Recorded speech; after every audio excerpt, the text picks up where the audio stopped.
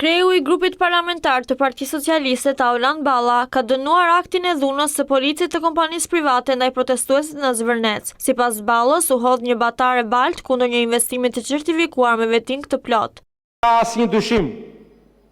që ai akt dhune nga persona privat me licencë të anulluar tashmë më policia private ishte i dënueshëm, por asgjë tjetër përveç këtij fakti penal, sepse personi që ka ushtruar dhunë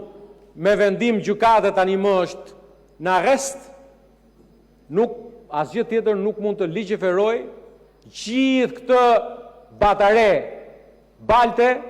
kundër një investimi e para i certifikuar, e dyta me vetting të plot, sepse është fakt që Power Holding, kompania në fjalë, është një kompani e cila çdo qindar të vetën e ka të deklaruar, pa përfshirë këtu dhe faktin që bashkëpunëtor me ta janë njerëz për të cilët nuk ka nevojë as të vihet në dyshim qimja e flokut. Dhe në fund të kësaj, mendoj që kuvendi i Shqipërisë përtej ndonjë neomarksisti që apo ndonjë tjetri që nuk heziton të shohi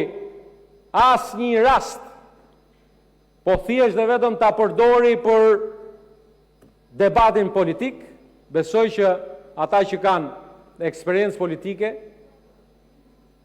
ta shohin këtë rast si një rast edhe si një sprovë të madhe.